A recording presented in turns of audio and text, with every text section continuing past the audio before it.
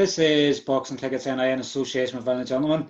I'm glad to say we're joined by the one and only, the Iceman, Keane McMahon. What's happening, buddy? All is good, yourself? All good, yeah. We sort of had a wee bit of a laugh off air, sort of on a few different subjects. So I guess we're all warmed up for obviously an interview. Yeah. Obviously, a big smile on your face. Obviously, not just from the fact of laughing. You're obviously back in the ring, which is probably a massive positive. You know, you've obviously had the ring activity and everything else. Sadly, obviously, you come back and it's not a win. But you know, as I sort of say, when you do have a period of inactivity and you get back in the action, that's your first positive you have. Absolutely, yeah. You know, so we'll sort of touch on obviously obviously on that fight and obviously others, but as I'll sort of do everybody when I sort of bring them on for the first time, what age did you start boxing and why? I started boxing when I was eight, yeah. Just obviously watching it on the telly and stuff, and my granddad was a big boxing fan, so and he knew my amateur coach really well, so brought me up to the gym, and yeah, just cracked on from there really. And I believe probably one of the big fights I remember was Michael Gomez and Alex Arthur. Yeah, Alex Arthur. Yeah, I think that was the one that made me want to, you know, like actually compete in boxing. I used to watch fights, like I always watched fights and all, but that was the fight. I was like, Jesus, this is really good. Like, and yeah, so we went up after that fight. Whenever I was sort of doing the research for the interview and stuff like that, it was sort of and the one thing I can think of more than that fight was Michael Gomez smashed the locker room up before even on the fight. Yeah, he was a head case, man. Yeah. That's all. I loved him though, because I loved his personality. Like, do you know what I mean? He was always, and there was something. He was always on edge. Like even in interviews before fights and all, I always loved that about him. He was a bit of a maverick, like, and he was a decent fighter as well. Michael Gomez, you know what I mean? He definitely lived like a warrior sort of code. You know, it was all. Absolutely. You know, he had to G himself up the fight, and then maybe they called the odd time he had to get dropped. Before yeah, absolutely. I think the fight. he never started fighting until he got hit. You need to get nailed hard before he'd wake up. Because I've seen him in fights before, like even before the Arthur fight, where he was dropped maybe 3 times before the 5th or 6th round, and then he'd stop to go in the 7th. You know what I mean? That was the kind of fighter he was, like. Definitely. I know, funny, it's showing our sort of age. Well, obviously you're a bit younger than me and everything else, but obviously his son's now becoming a pro boxer as well. So yeah, seeing that. He's super featherweight or something, is he? Yeah, I'm just wondering, obviously, if he'll be like his father was and just be like a sort of madman. It's I don't know, man. you don't make a long career out of what Michael Gomez done. Though he was a bit of a blade. He was mad. He's crazy. He takes it I to loved him. the whole new level. So sort of just like a sort of love, you know, probably, you know, watching the fights and things like that got you into it. Other than obviously Gomez, did you have any, you know, watching Gomez and Arthur sort of growing up? Who sort of boxers did you watch to sort of idolise and sort of learn on? Well, after, because there used to be shows on every Friday on Sky Sports. That's where I would have seen the likes of Michael Gomez and like Johnny Nelson and stuff. But then I became more interested in boxing after I actually started boxing. And my granddad had me watching like fights from the 30s, like Ezra Charles and Jersey Joe Walcott and all, and then going into the 90s. But when I started taking a stretch, I started looking at fighters that had similar physiques to me. So like Michael Nunn in the 90s, you know, I like James Toney, I'm a big fan of him, and then obviously Floyd and, you know, Marquez after that. But I wouldn't say there was one particular fighter that I idolised. I looked at different fighters and what I could add from their games into my games, and I started throwing stuff on the bags and pads and stuff. So yeah. And obviously speaking to the other ones in the gym, you know, obviously I was speaking to your cousin Kristen yesterday, and obviously Mayweather and Pacquiao, and obviously Eva Tiernan and Callum and stuff like that as well are all, you know, everybody's sort of got a style of their watch and things like that. But like the sort of reason I ask a sort of question is some of the youngsters sort of coming up in the sport, they sometimes need an idol coming up, and it's probably not just the Carl Framptons, the Katie Taylors. It's obviously fighters that will sort of influence them to keep it going in the sport. So and you have a good knowledge of boxing as well, so you know, occasionally sometimes you hear people, you know, there's certain pro fighters out there I'm not going to name, but when they're not fighting, they don't watch fighting, so how can they ever improve? Yeah, absolutely. You know, I think you have to be a student of the game. I think, and you have to watch other fighters. That's why I watch fighters from all different eras, because there's things you can take from them. And you know, I think a lot of people now are in boxing are only watching like Lomachenko and Mayweather and stuff like that. But I like to watch fighters from the 30s, the 40s, 50s, all the way up. mm-hmm. And I think you can get something from all of them. That's what we do. Yeah. Exactly, and I say it's broadening the knowledge and stuff as well. And so, amateur career, obviously, can you remember how many fights you've had? You know, how did I you had take the amateur 134. boxing? How many? 134 amateur fights. 134. Yeah, 114 wins. I was a pretty good amateur. Like, won six national titles. Boxed for Ireland. Done pretty much all of it, from schoolboy to junior level. And then I got a bad injury when I was 17, so I was out for maybe a year. And I never really kicked off at senior level for me. Mm-hmm. But and then obviously I went pro then. So. And what was it? You know, because like I know more recently, obviously I know you're just past 4 years of being a pro, but more recently, you know, probably the last year, 2 years, you've seen a lot of amateur boxers deciding, you know, Commonwealth Games, you know, Olympics, they're just forgetting about it and going, you know, forget about it, let's just go pro. You know, Yeah. Do you think there's anything in particular sort of change with boxing? I know some people don't like the high performance unit and the fact that there's no select few that's there, but do you think it's just everybody just wants the ambition of just being a pro boxer? Yeah, and obviously there's the financial thing as well. I know you don't make money at the start, but I mean, if you go on a nice run and then you get a fight, you know, like a 50-50 fight that you win, there's some decent money as well. But I think what a lot of young pros need to know is that when you start as a professional, it's almost like an apprenticeship. You're not earning any money at the start and stuff like that. And to be honest with you, when I turned pro, I was thinking, oh yeah, probably I'll make money, and it was actually costing me money. Mm-hmm. So, you know what I mean, to get fights and stuff. And I think it's different if you're a really good like elite amateur, because you're gonna get offers and you're gonna get sponsors and stuff. But I wasn't really. I was a really good amateur from schoolboy to junior level, but I didn't really achieve much after that. Mm-hmm. So I didn't have like loads of people wanting to sign me and stuff, and I signed pro thinking, oh, I'm gonna make loads of money, but it's not like that, you know what I mean? Exactly. And I know whenever you first went pro, you were on the Boxing Ireland, so you got to obviously experience some of the Celtic class shows and things like that, and sort of domestic dust ups. Obviously, your current record's 6-2. Obviously, you've lost your last two. Last two, yeah. Yeah, you obviously, you know, after 6 fights, you sort of get that stage where you want to start making money. Obviously, you want to test yourself and things like that. I know, obviously, the Dean Sutherland fight, you didn't have a long camp and things like that. So it's well, it's not that I didn't have a long camp. I just cut corners in camp, and you know, done the weight wrong and stuff.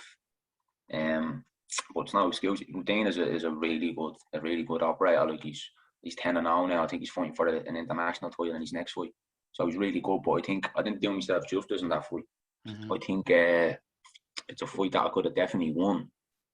You know, but in hindsight, like I could have definitely won. But it is what it is. It's over now, and we just move forward. And I guess, you know, sometimes you sort of have to make mistakes. You know, like you cut corners in the camp, they know, because once you get the higher level, you always want to make sure all the boxes are ticked, and things like that, so that you know what you've done in the past, you've learned from it. You know, they say it's only a loss if you don't learn from it. If you've learned something from it, you're moving forward. Obviously 2 years of inactivity, obviously between that fight and obviously your most recent fight in Belgium. How tough was it, obviously, to go back in the boxing after the time out of the ring? Yeah, it was very tough. Because after the Sutherland fight, I actually had a fight scheduled on a Celtic clash show, but I broke my nose in sparring, so I had to get surgery on my nose. Actually, I had to get 2 surgeries on my nose. One for a fractured nasal bone, and then the nasal bone was blocked, so they had to do another surgery. So it was all over the gap. So I was out for like, I don't know, 2 months with that. Within the 2 months, I put loads of weight on. Then didn't want to train and stuff like that. I was drinking and, you know, just doing stupid stuff like. then I had to sit down with my missus, and we talked about, look, we're gonna come back, and I want to come back, and I want to do myself justice. I was training with my old amateur coach at the time, Richard Fox, who was training me for my whole life. You know, great trainer, really, really good man as well. But I felt like I needed to go to a pro gym, you know, with other pros that are doing the same thing as me. So obviously, a couple of coaches got in touch with me. But I personally, from knowing Steve and sparring in his gym and stuff, I approached him and asked, look, would it be possible to join the gym? And he was happy to have me. Like, he knew I was good, he knew I was talented, and had a chat with him, and just joined the gym. And like looking at the gym, you know, the gym stacked with talent all over the place. And like I know when I was at Christian on, and I've obviously spoke with quite a lot of obviously the stable now, but it's when you see so much talent in the gym, it's a good place to be, because you can all bounce off each other, you can all learn different things, and plenty of sparring as well. Absolutely, yeah. But that's what I'm saying. Like in my old gym, it was literally just me. I was the only professional in the gym. And you know, Richie was working and stuff as well. So, but he always put 100% time into me. I couldn't fault him. He's a great coach, and I love him. Like he's really close to me as well. Like, but I just feel that for my career to get to the next level, I need to go to a professional gym, and obviously with sparring in the gym, I don't have to travel to spar and stuff. So. And Christian obviously said to us yesterday that obviously when the two of you spar, you sort of go to a different level. Yeah. Well, we try to get the best out of each other. You know what I mean? I'm like that with everybody I spar. You know what I mean? And I expect them to be like that with me as well, because you know you're learning, but it's also the closest thing to a fight. So you need to be pushing each other hard, and all the boys push me, and I try to push them as well. So definitely. But yeah, Christian gets a few clappers at me and my cousin as well. Sometimes when it's in the family, sometimes it's more the fact that you just don't want to give up. You know, it's like when two brothers and stuff fight and things like that, when cousins fight, you're going, just lead them to it, you know? Just let them do what they're going to do, and just let them go, you know? But definitely it's obviously competitive and things as well. Obviously, whenever you lost to Dean Sutherland, obviously you'd said that sort of welter was obviously a push. Now your last fight against I'm struggling still with this name. I've tried it a few times. Anass Messaoudi. That's the one, which was obviously fought at 151, so it's nearly getting to sort of super welterweight level. Was obviously making the weight easier there. Do you feel better at the new weight, or do you think you could still make welter? You know what? I've come on and said I can't make welterweight, but I 100% can now. My lifestyle is different now. I think when I come back, at the time we said I couldn't make super welterweight. I was quite heavy, but the weight came off. Like, I mean, I was training twice a day, like 6 days a week, and the weight was coming off handy, and I changed my diet a little bit as well. So yeah, I think I'll make welterweight handy. I mean, that was at 151 the last fight, and I weighed in 150, and I was drinking water before the weigh-in and stuff. I was still a little bit of fat on me as well. Like, do you know what I mean? I was don't get me wrong, I was ripped and all, but I would have been able to make 147, like. So. And I guess with obviously a new gym and everything else like that, I guess with so many fighters there and seeing everybody else come through the struggles of it, it obviously makes it easier sometimes to know that they're making weight as well. They're, you know, Tiernan's in bad form today because obviously he's making weight or something like that.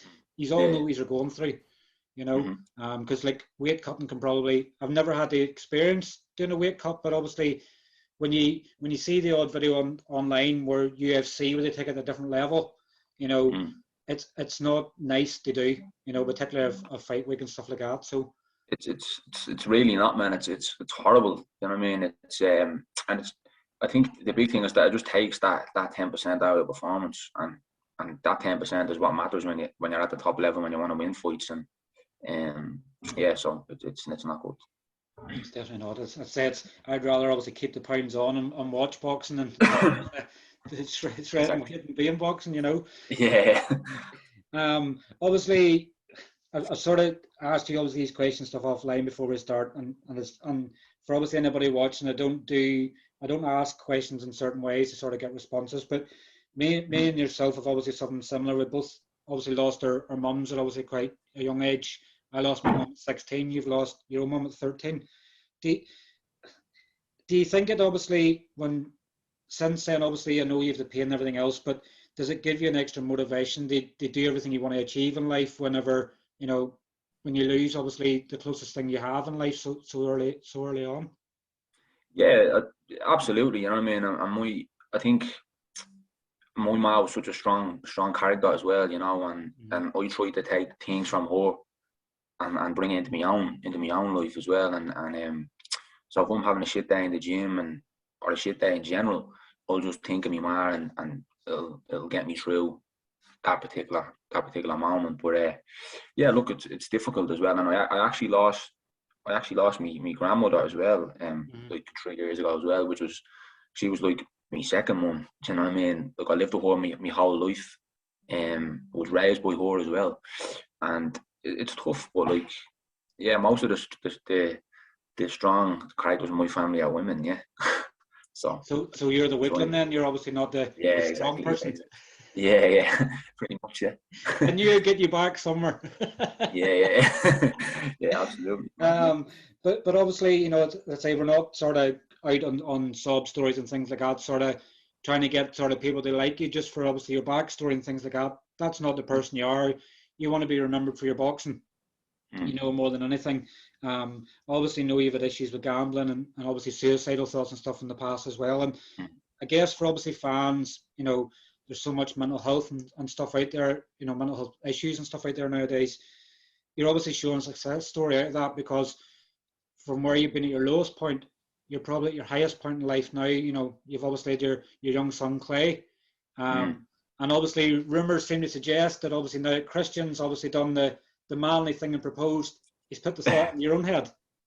Yeah. Well, if you can lend me a few quid for the ring, I'll propose it.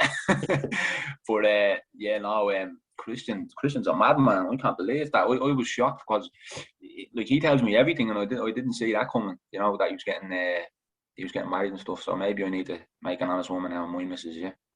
Definitely. Obviously, they always say behind every man there's an even stronger woman. So 100%. My missus is like my best friend as well as my missus. She's an amazing person and someone that dragged me out many a hole. You know what I mean? Not just in terms of just in everyday life. You know what I mean? She really is a brilliant person. And I'm so happy to have her in my life. And I guess when you sort of where you've had your sort of dark days to see where you've sort of come, it obviously shows that the life can obviously get better, and not sort of looking back too far, but when you sort of at them times where you're sort of thinking it can't get any better, and now where you are now, you say you now have a son that he has to idolize you, so yeah, exactly. Yeah. Put a bit more pressure on you boxing, because you want to obviously give him something to go, my daddy's a boxer.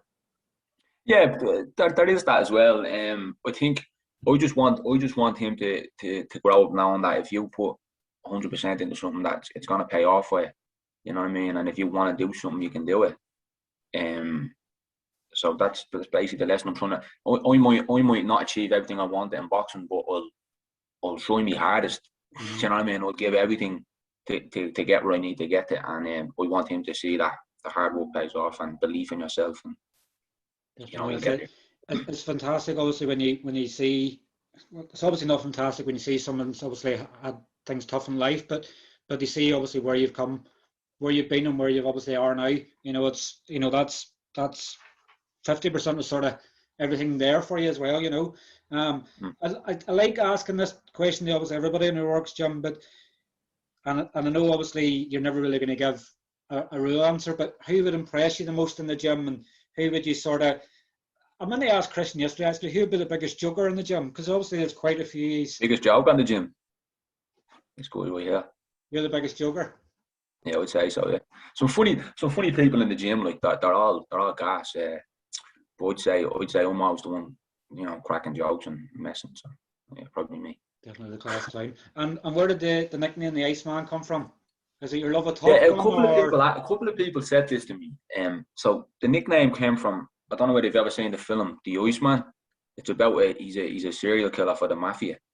Richard Kuklinski is his name, but I just really love the film, and I always thought about the film. And one day we were out, and one of my mates said, "Oh, the Iceman," it just stuck. So I said, "That's a nice name to, for a boxing nickname," and I'm quite like to consider myself quite cool and laid back. So I would probably have thought, as I say, I like the sort of ask where nicknames come from. But I was sort of thought Iceman, I probably thought Top Gun. I probably thought you had a big thing for Top Gun or something like that. no, I never even seen Top Gun, to be honest, man. Never seen it, no. So for anybody else that obviously thinks that the Iceman was Top Gun or just that you're laid back, it's obviously because you had a fascination of watching serial killer films, Yeah, pretty much. Yeah. Yeah, still watching them. They're funny. I'm actually watching what do you call the one? There you are. I'm in the second series of it. It was actually one. He was in the police. Dexter. Oh, Dexter, yeah. I've been He's a watching that cop and recently. he's killing people on the slow, yeah. That was good, yeah, I like that. Yeah, so I'm obviously into the second season of that, so don't just think about boxing 24/7. Always Yeah. something to watch as well, so I have to keep the missus on side, 100%. Obviously now you're back in action. Is obviously the plan to stay as active as possible when you sort of hoping to get back out again? I'm looking at September, as quick as turnaround as possible, to be honest with you.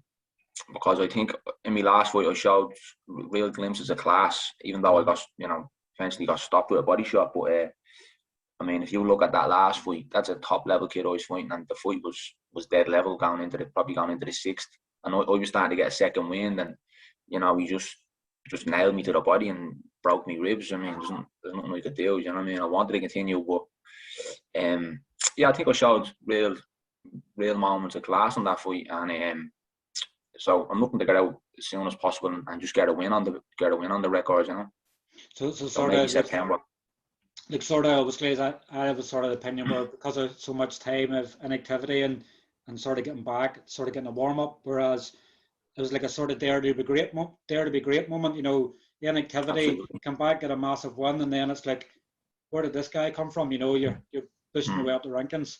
So yeah, it's just one of them things where it was a great opportunity, and the team that Anass's team obviously rated me highly if they asked me for the fight, because he was 9-0 at the time and he wanted to push up the rankings as well. So I'm not one to turn down a fight, because who it is. So yeah, I said I'll test myself, and yeah, I think I performed okay. Definitely did, and it was great to see you back. Obviously after any boxer sort of see that has a bit of time off and get back in the ring, it's you always root for the underdog. You're under no illusion in that fight as the underdog, but you wouldn't give it your best shot, and that's all you can do. At the end of the day, well, yeah, I gave him my best shot. Considering the inactivity. I think with a full camp, the fight, I think it would have been very different, because those moments in that fight were always making him look a fool. I mean, if you look at the fourth round, I know it's only the fourth round, but he didn't hit me. I just boxed the head off in the fourth round. He started to come back into it in the second. I won the third.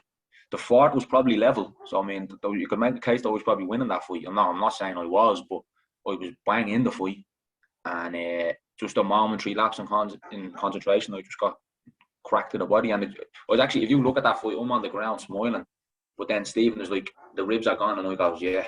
Then I goes, they're gone. So I love that. Like, I'm a fan of that knockout, because I've done that to people loads of times. They left hooks to the body and stuff, and so there's loads of positive take from just got caught and just move on. You know what I mean? Definitely. As I say, now you've obviously got cracked to the body and done ribs and things. I'll be making sure that doesn't happen again, because pretty much. I can't imagine what obviously breaking ribs is like, but it's not like you can go and get it fixed. You just have to let it heal. No, yeah, that's what. Obviously, went to the hospital and they just said, look, it just heals itself basically. But I'm going back to the gym Monday to train, so hopefully it's okay. Fingers crossed. So obviously it's getting back in as quick as possible. Obviously picking up a win, and then potentially obviously looking at building back up again. Into these great fights. Obviously, I know with your inactivity, obviously, and just going back in the action, we obviously have a thing for sponsors. Obviously thinking sponsors at the end. So obviously now you're back in the action. Obviously the plan is to get as many sponsors involved as possible. Yeah, definitely. Obviously, with the inactivity, I haven't really been actively seeking sponsors, but yeah, the more sponsors, the better. I mean, little or small. everything is greatly appreciated. Like, so sponsors is very important for me as well at this stage of my career, because I'm building back up, and so anybody who wants to sponsor me, get in touch. Definitely. Well, obviously, even one final thing. Obviously, you don't just have a love of boxing. Obviously, you're a massive Man U fan. I sort of laugh at, even though I'm a United fan and stuff as well. Sometimes with certain games we sort of have to hide. As we always have to do. We're like the Homer Simpson back into the hedge and sort of hide. But Yeah. I love obviously seeing your Facebook comments. When you're sort of get in. And there's goals and things like that. You're a mad, passionate United fan, like myself. I'm a big red, yeah. Obviously, Sancho probably looks like it's a done deal, and hopefully potential other ones.